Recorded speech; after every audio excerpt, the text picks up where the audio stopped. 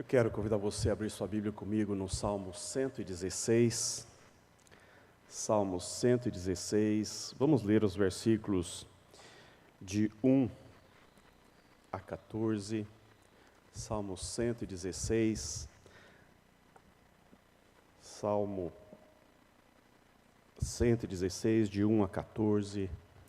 E diz assim as Escrituras: Amo o Senhor, porque Ele ouve a minha voz e as minhas súplicas. Porque inclinou para mim os seus ouvidos, invocá-lo-ei enquanto eu viver. Laços de morte me cercaram, e angústias do inferno se apoderaram de mim. Caí em tribulação e tristeza. Então invoquei o nome do Senhor. Ó Senhor, livra-me a alma. Compassivo e justo é o Senhor. O nosso Deus é misericordioso. O Senhor vela pelos simples. Achava-me prostrado e Ele me salvou. Volta, minha alma, ao teu sossego, pois o Senhor tem sido generoso para contigo.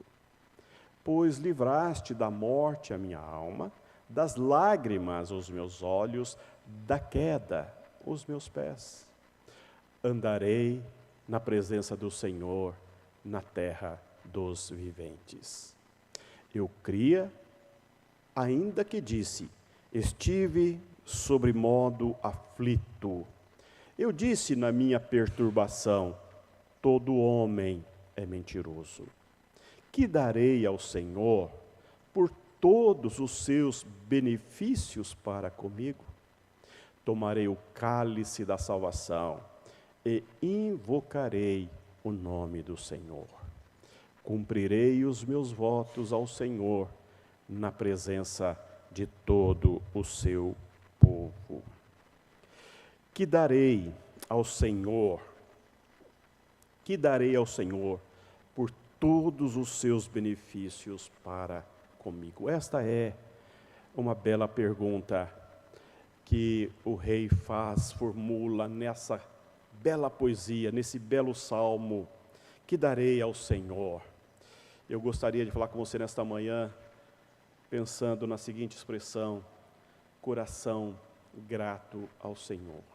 Tenhamos nós um coração grato ao Senhor, especialmente agora no final do ano, especialmente agora, quando estamos contando as horas para encerramento do ano de 2024, e estamos já lançando um olhar para o próximo ano, estamos contabilizando as alegrias e tristezas desse ano e projetando para o futuro tudo de bom que possa vir a acontecer a nós, que nesse movimento, olhando para o passado, vendo para o futuro, que no presente você nutra um sentimento de profunda gratidão a Deus, porque é o que eu vejo nesse salmo. E ele começa: amo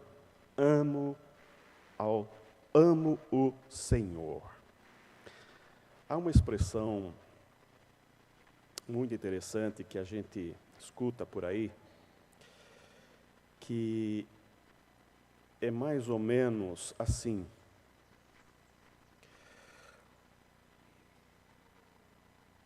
é dando que se recebe. Já ouviu essa expressão? É dando que se recebe. Essa expressão, embora seja popular, na verdade, essa expressão, ela vem da oração pela paz de um homem piedoso que viveu no século IV, que ele diz assim, Francisco de Assis. Eu vou ler para você essa grande oração, bela oração pela paz de Francisco de Assis. Senhor, fazei de mim um instrumento da vossa paz. Onde houver ódio, que eu leve o amor. Onde houver ofensa, que eu leve o perdão. Onde houver discórdia, que eu leve a união. Onde houver dúvidas, que eu leve a fé. Onde houver erro, que eu leve a verdade. Onde houver desespero, que eu leve a esperança. Onde houver tristeza, que eu leve a alegria. Onde houver trevas, que eu leve a luz. Ó mestre, fazei que eu procure mais consolar que ser consolado, compreender que ser compreendido, amar que ser amado, pois é dando que se recebe, é perdoando que se é perdoado, e é morrendo que se vive para a vida eterna. É uma linda oração de Francisco de Assis. É dando que se recebe. A corrupção que permeia o meio político é uma desgraça. Que faz desse lindo verso de oração da paz, diz, é dando que se recebe. Os corruptos o transformaram num toma lá da cá, não é?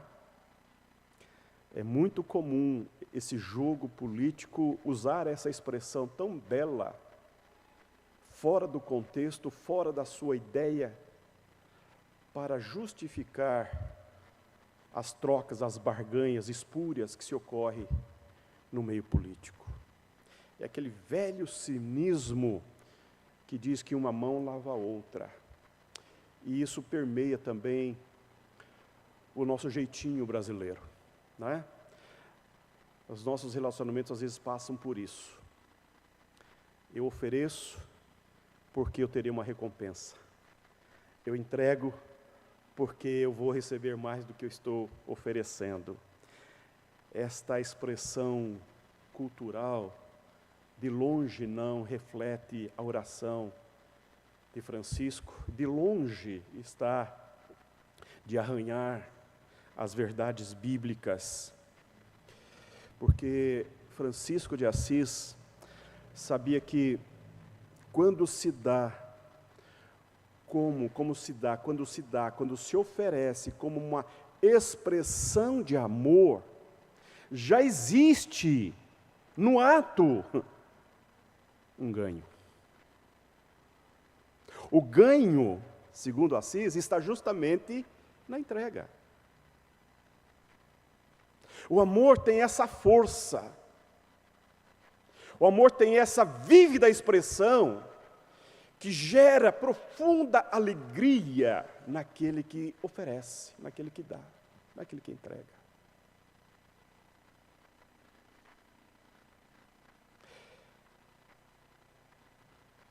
Então, isso contrasta com os nossos conceitos e muitas vezes nossas atitudes nessa relação mesquinha, empobrecida, de tomar lá da cá. O Salmo fala disso. O Salmo 116 é uma linda oração, é uma belíssima oração. Ele começa dizendo, amo o Senhor. E ele, no versículo 12, depois de escrever todos os atos de Deus e falar um pouco do caráter de Deus, então ele volta para si e diz, o que eu posso oferecer ao Deus eterno por tudo que Ele tem feito por mim?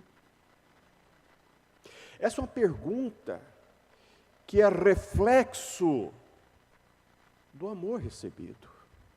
Essa é uma pergunta que ele formula para si próprio, derivado de uma graça imerecida, de um favor gratuito, que ele está estupefato diante da vida, em ver como ele está sendo favorável, quando ele está sendo favorável à vida, quanto o Criador tem lhe sido abençoador.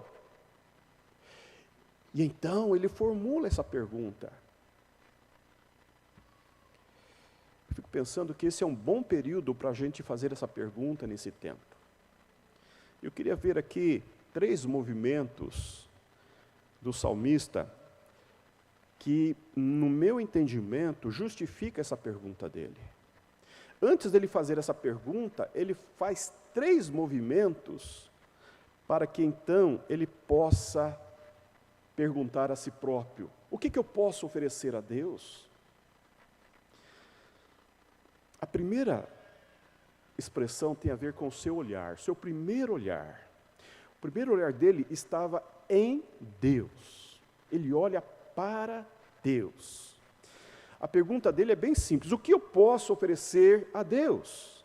Mas é preciso destacar que o salmista estava olhando para Deus. Ele não estava olhando para as suas carências, as suas debilidades, as suas inconsistências, aquilo que lhe falta, aquilo que ainda não aconteceu, ainda que pode vir a acontecer. Não, ele está olhando, o seu olhar não está nas circunstâncias, o seu olhar não está para si mesmo, o seu olhar não está no futuro, o seu olhar está em Deus, em Deus. E diante de Deus, o que ele vê?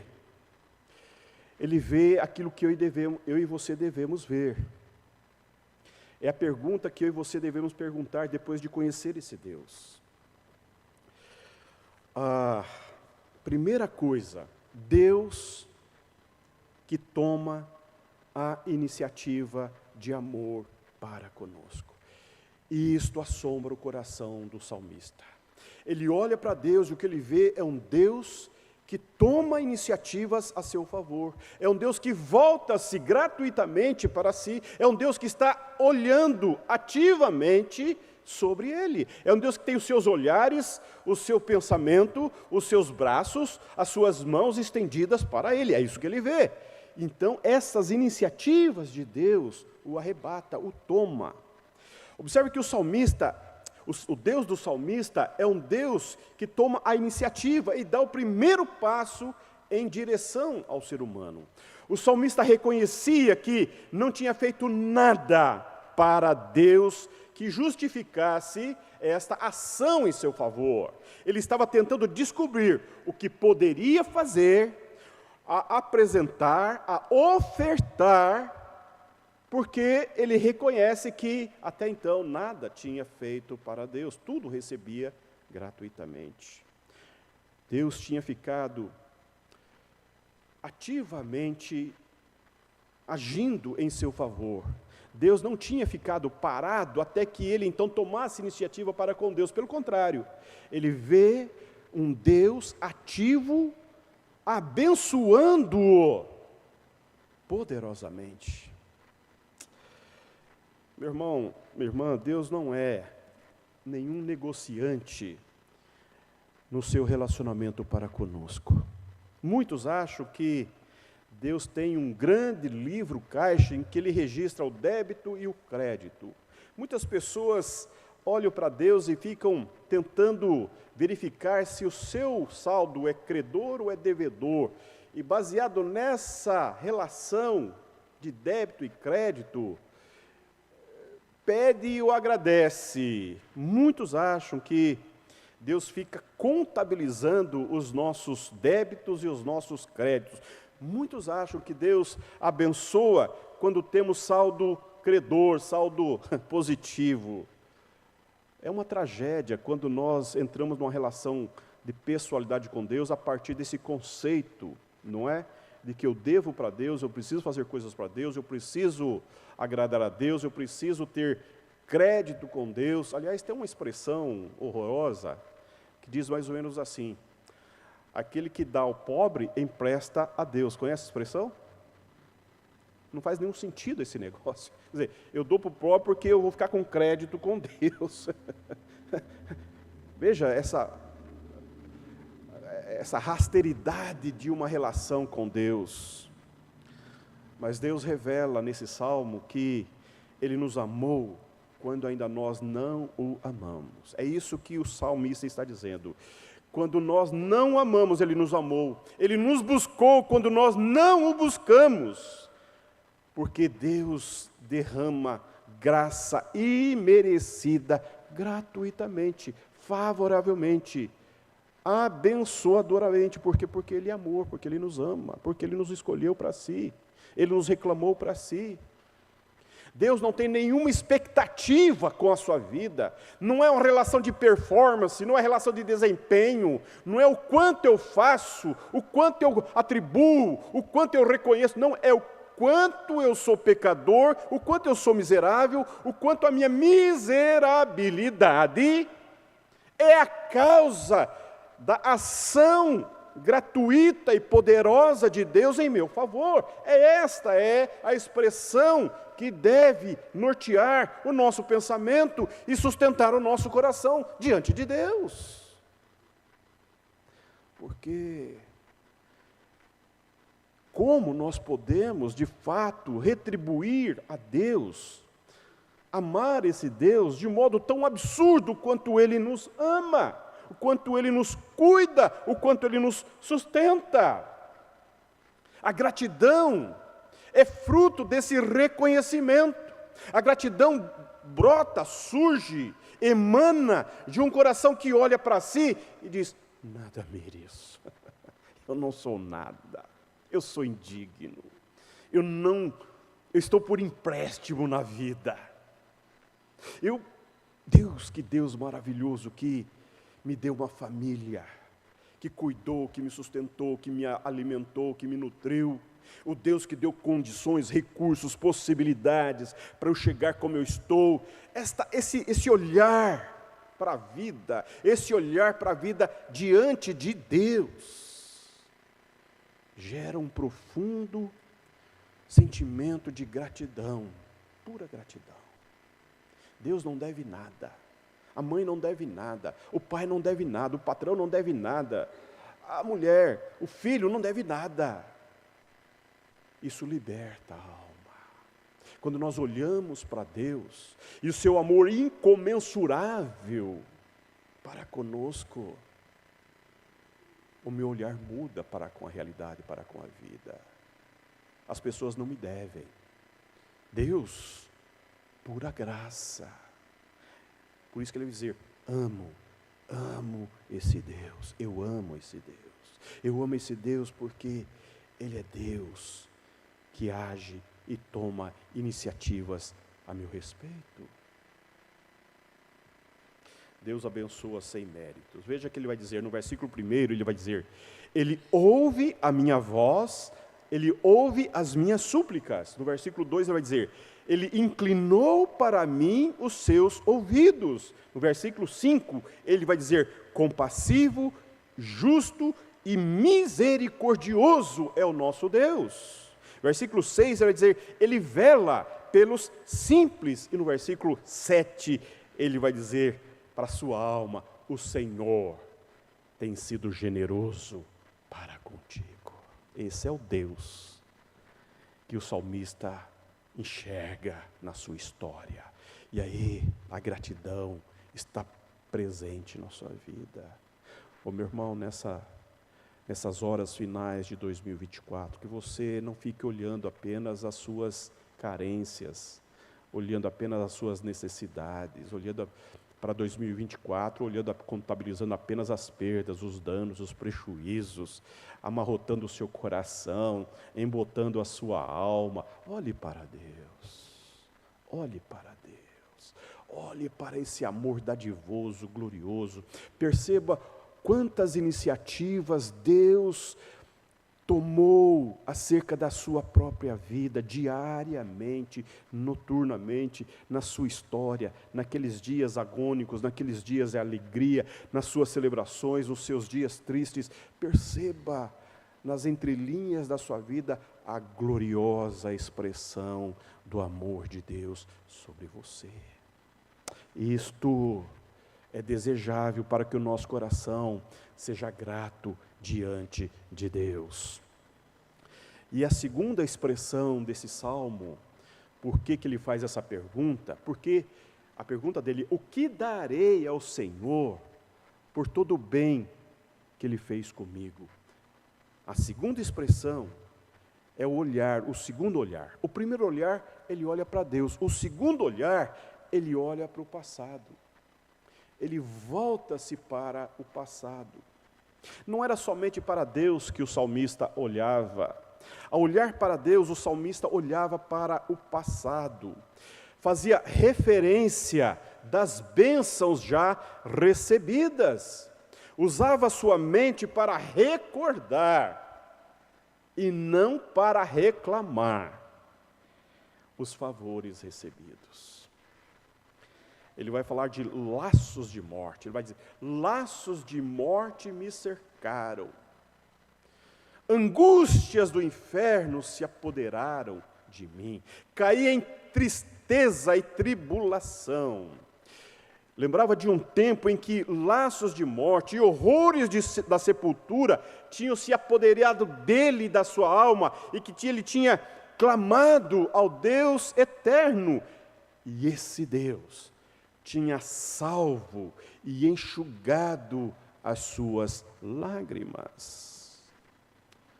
O passado contava para o profeta, para o salmista.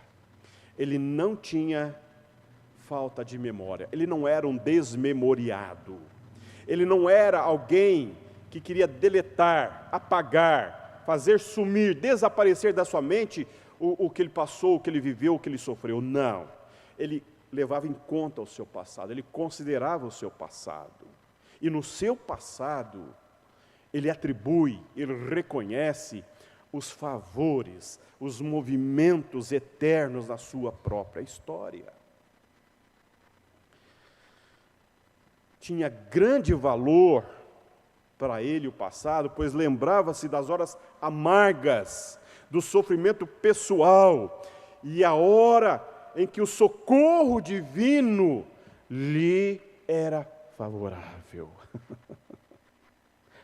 A sua memória não apenas voltava-se para as suas tristezas, para os seus horrores, para as suas angústias, para as suas tristezas, mas também ele recordava dos atos misericordiosos e poderosos de Deus em seu favor. Eu penso que um dos nossos grandes problemas é a desvalorização do passado, das nossas tradições, daquilo que fez história em nossas vidas. Pessoas que não elaboram bem o seu passado, pessoas que não olham o seu passado com olhar de gratidão, com olhar de leveza, sofre demais com o seu futuro, tem medo do futuro. Quer logo que o futuro chegue, mas caminha com desassossego, com intranquilidade, porque o passado não está pacificado, ainda é um tormento na alma. Quando lembra do passado, a alma fica acabrunhada, o coração pesaroso, e muito choro e muita tragédia ainda presente pelo passado não resolvido. Ele está dizendo: eu me lembro das tragédias, eu me lembro dos prejuízos, eu me lembro dos horrores que eu vivi, mas eu também me lembro da mão bendita, do socorro divino presente na minha tribulação. José vai nos ensinar sobre isso, não é? José, quando o pai dele morre, os irmãos, então agora está achando que José vai passar o recibo pelo mal feito que eles fizeram a vida toda por José. José vai receber os irmãos no seu palácio, e então seus irmãos vão pedir perdão a José. Perdão. E José vai dizer, aliás, ele não vai dizer, ele vai chorar. Ele vai chorar. Ele vai chorar em ver o prejuízo no coração dos seus irmãos, a desconfiança dos irmãos com relação ao perdão que ele já ofereceu. Ele vai chorar em ver como é possível pessoas, já na idade em que os seus irmãos estavam, chorando, com medo de coisas do passado que irão determinar o seu futuro. José vai dizer: o meu passado está resolvido, eu já pacifiquei o meu passado, não há nada a perdoar, porque aquilo que vocês intentaram de mal contra mim, Deus tornou em bem. Veja o que está acontecendo aí. Que experiência maravilhosa a gente poder oferecer um coração grato, um coração tratado, um coração pacificado, um coração resolvido, olhando para Deus e não para as pessoas. Nós precisamos disso nesse final de ano. Nós precisamos nos libertar do mal feito, das tragédias, dos prejuízos que as pessoas intentam contra nós, dos prejuízos que nós sofremos. Entrar 2025 com esse peso, com esse fardo, deve ser horroroso. Entrar ano após ano lidando com os prejuízos do passado é uma coisa horrorosa, é um peso, é um fardo que não podemos, não precisamos carregar. José diz: o mal que intentaram, Deus tornou em bem. É isso que ele está dizendo. Eu me lembro dos malfeitos, mas eu me lembro também da graça de Deus na minha vida. Há muitas pessoas que só vale para elas o presente, o passado não conta, e estão ávidos pelo futuro. Assim, quase nunca se olha para as coisas que Deus já nos concedeu.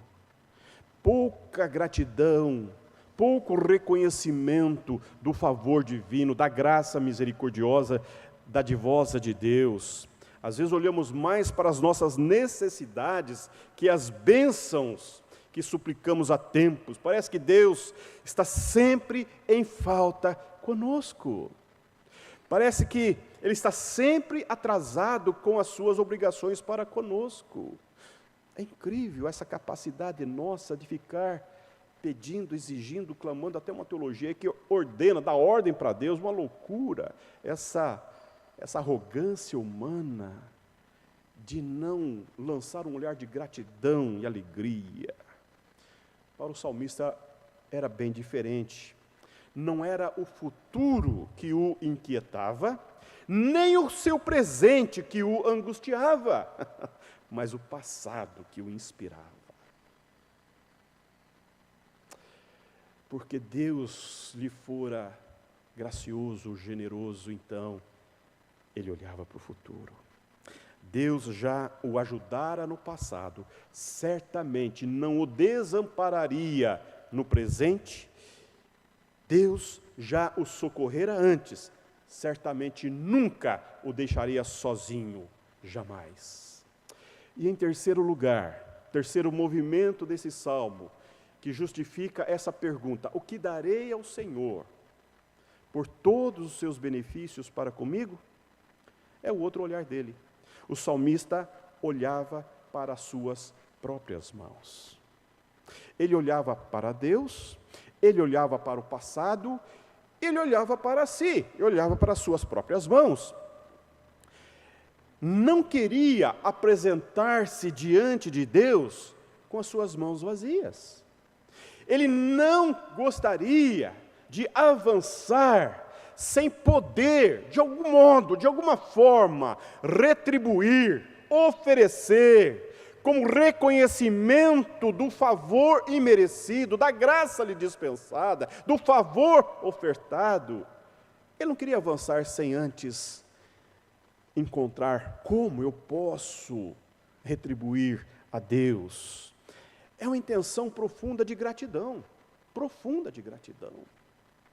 A gratidão brota desta ação, deste movimento interno de ver Deus na minha história e de em ver Deus na minha história.